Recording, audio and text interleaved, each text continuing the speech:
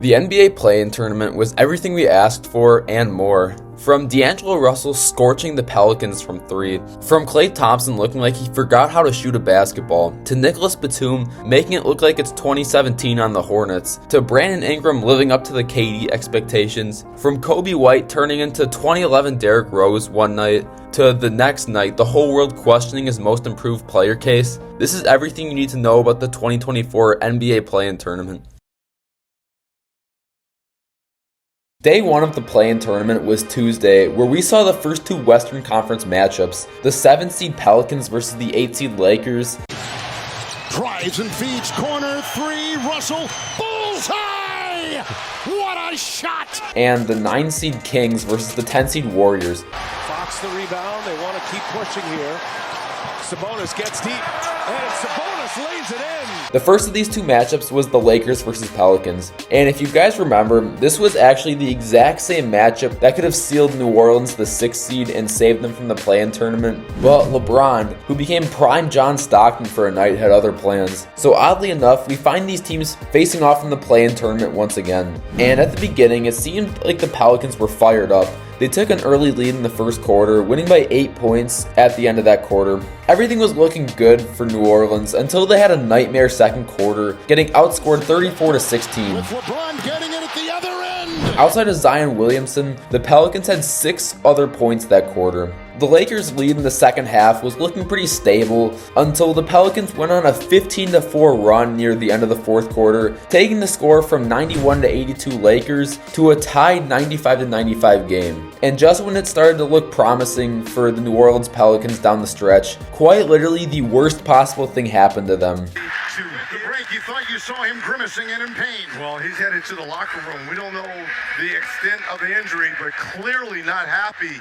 Zion Williamson, who had 40 points up until this point, was taken out of the game because of a left hamstring injury. And unfortunately for the Pelicans, they couldn't continue that momentum they built up, losing 110-106. Like I mentioned, Zion Williamson had an awesome game, scoring 40 points on 63% while grabbing 11 rebounds. The Pelicans vets, like CJ McCollum and Brandon Ingram, simply didn't show up in that moment. Well, to be fair, B.I. had a minutes restriction, but it was really the young guys like Herb Jones and Trey Murphy that kept them afloat. No one else besides Zion on the Pelicans had more than 12 points. The Lakers, on the other hand, weren't anything special on offense that night either. LeBron and Anthony Davis didn't really have bad games, but their scoring was slightly off. The one real bright spot for LA on Tuesday was D'Angelo Russell, who was hitting big shots consistently. He had 21 points on 7 of 14 from the field and 5 of 11 from 3.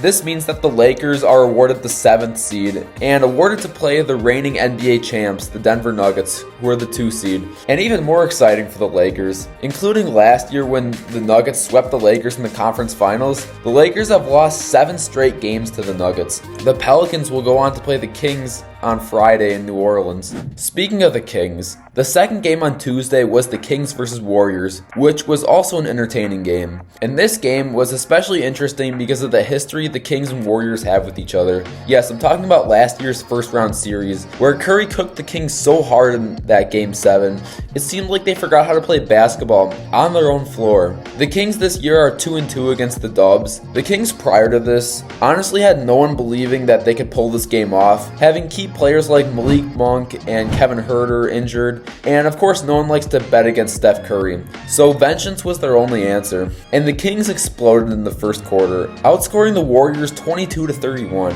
Keegan Murray finished that quarter with 14 points and 4 3-pointers. Golden State made it a bit closer in the second quarter. Shout out to Kuminga with 10 points that quarter.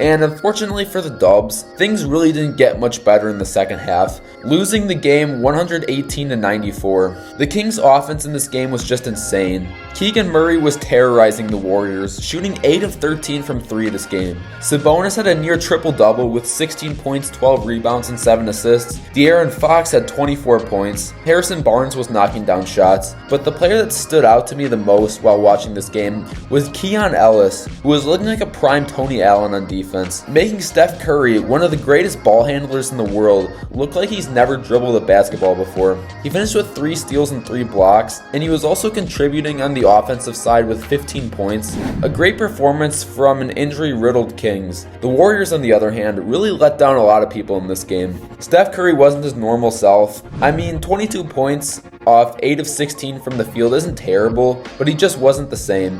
Klay Thompson literally put up a goose egg. Not even a single free throw or layup or anything. It's just nothing. Sabonis, and now Thompson lets in season.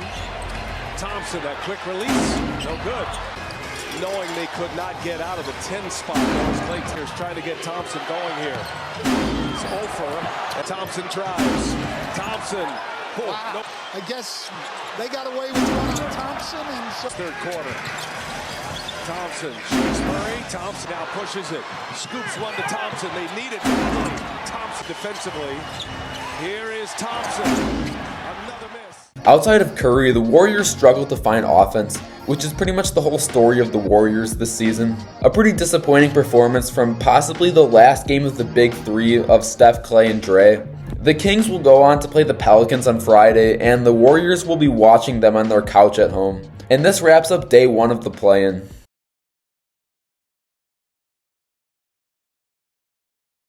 On day 2 of the NBA play-in tournament, we saw 2 matchups, the 7-seed 76ers versus the 8-seed Miami Heat, and we saw the 9-seed Chicago Bulls play the 10-seed Atlanta Hawks. First, we'll start off with Philly versus Miami, which really went down to the wire. The game started off with Philly taking control, grabbing as much as an 8-point lead in the first quarter. Later in the game, the Heat went into a unique zone that denied Joel Embiid the ball in the post, and this proved to work really well, going from an 8-point deficit to a 14-point lead in the second quarter. Miami was in control for most of the second half, until the 76ers made it a tight game at the end, and the most clutch play of the game down the stretch, where Nicholas Batum blocked Tyler Herro's game-tying 3-pointer at the end. Hero with Batum in pursuit. Here goes Hero, fires up, blocked by Batum, ball kept alive. The 76ers won the game 105-104. During the end of the first quarter, Jimmy Butler suffered a knee injury, but played through it the whole game. Won't go, but a foul, and Jimmy Butler's grabbing his right knee. But you could tell this was affecting his game, shooting 5 of 18 from the field. And unfortunately for Miami, Jimmy Butler on Wednesday was ruled out with a knee injury for multiple weeks. So back to this game, Tyler Herro also struggled from the field. While he scored 25 points, he did it on 9 of 27 shooting from the field. It was really Miami's bench keeping them afloat, with players like Haywood Highsmith, Jaime Hawkins Jr., and Kevin Love really filling up the stat sheet. But the offense wasn't that much better for Philly, however. Both Embiid and Maxey didn't have the greatest scoring days either. The MVP of this game has to go to Nicholas Batum, who scored 20 points off the bench, shot 6 of 10 from 3, and of course had this clutch block. Philly will go on to play the Knicks in the number 2 and number 7 seed series, which is going to be a war. Miami will play against the Bulls on Friday in Miami to try to secure that 8 seed. The second game that went down on Wednesday was the Bulls versus the Hawks, and this game was an offensive clinic, and especially on the Bulls end, where they took a 40-22 lead on the Hawks in the first quarter, but Atlanta responded with their own 40-point quarter, making the score 73-67 at half in the Bulls' favor. In the second half, Chicago pretty much ran away with this game, firing on all cylinders on offense, winning 131-116. For the Bulls, Kobe White had an absolute masterclass of a performance, putting up 42 points, 9 boards, 6 assists, and shooting over 70%, which has never been done in the playoffs. Chicago hasn't seen something like this in the postseason since D. Rose in 2011. DeMar DeRozan, Nikola Vucevic, and Ayo Dosunmu all had 19 points or more on good efficiency. Javonte Green also had a good day. The Hawks, despite this loss, didn't play terrible though. DeJounte Murray had 30 points on 11 of 21 shooting. Trae Young had a 22-point double-double, and Clint Capella and Bogdan Bogdanovic both had 20-plus points. The Hawks just couldn't match the fire from the Bulls that night. So this means that the Bulls will play the Heat on Friday in Miami to get that number 8 seed, and the Hawks will have some time to think about blowing up this roster, which, by the way, I think they should do. And this wraps up day 2 of the play-in.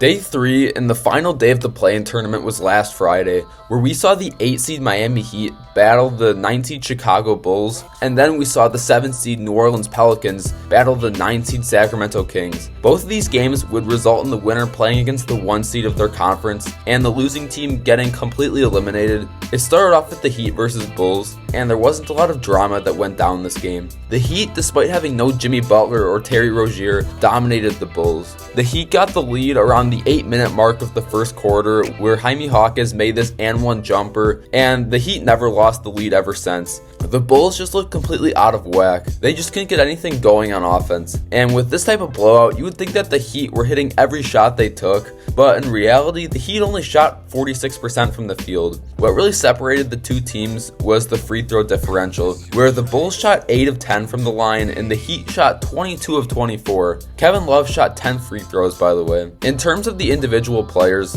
first for the Bulls, honestly, players like DeMar DeRozan and Nikola Vucevic didn't even play horrible. DeMar had 22 and Vooch had 16 and 14, both on decent efficiency. Kobe White, on the other hand, the same guy that dropped 42 points against the Hawks, played like absolute dog water, scoring 13 points on 5 of 16 shooting and 2 of 8 from 3. Ayo Dosunmu also played like crap, shooting 3 of 15 from the field and 2 of 11 from 3. He only scored 10 points that game. For the Heat now, it was the Jaime Jaquez and Tyler Hero show, where they had 21 and 24 points off of pretty good efficiency. Other players off the bench that really helped them as well, like Kevin Love, who had 16 points, Haywood Highsmith, who had 9 points and 3 steals, and Duncan Robinson, who had 8 points. This means that the Bulls will go home and think about retooling this roster, while the Miami Heat, for the 4th time in 5 years, will play the Boston Celtics in the playoffs. So this should be pretty interesting. Now on to the Western Conference, where we saw a far more interesting game. No Zion Williamson for the Pelicans. It started off as a pretty close game. The Kings finished off the first quarter with a 24-22 lead. De'Aaron Fox came out with aggression to start this game, shooting 5 of 8 from the field, scoring 11 points. In the second quarter, the Pelicans flipped the script, where they finished the half 54-45 in their favor. In the second half, the Pelicans maintained the control of the game. For the most part, they held their 15-20 point lead until the Kings had a mini run towards the end of the fourth quarter. They went on an 11-2 run in the final 2 minutes of the game, but ultimately this proved not to be enough, because the Pelicans won that game 105-98. In terms of individuals, De'Aaron Fox had a pretty good night, scoring 35 points, grabbing 7 rebounds and getting 3 steals. Sabonis also did his fair share, scoring 23 points, getting 14 boards, and dishing out 7 assists. However, it was just a very inefficient day for the Kings, shooting only 40% from the field and around 26% from 3. The Pelicans had a better shooting night, shooting 52% from the field and around 37% from 3. Brandon Ingram looked totally comfortable taking big shots that night. He shot 10 of 12 and scored 24 points. Jonas Valanciunas also looked extra aggressive and assertive that night on offense, scoring 19 points and blocking 2 shots. And the New Orleans bench looked great as well. Players like Jose Alvarado, Najee Marshall, and Larry Nance Jr. all had great games off the bench. Overall, the physicality of this game was super high, and this really felt like a Game 7, especially in the fourth quarter. So this means that the New Orleans Pelicans will be headed to OKC to play the Thunder in the first round as the 8th seed, and the Kings will be headed home. And this concludes the 2024 NBA Play-In Tournament. If you guys enjoyed this recap, go hit that subscribe button, as I'm planning on releasing these types of videos every week during the playoffs.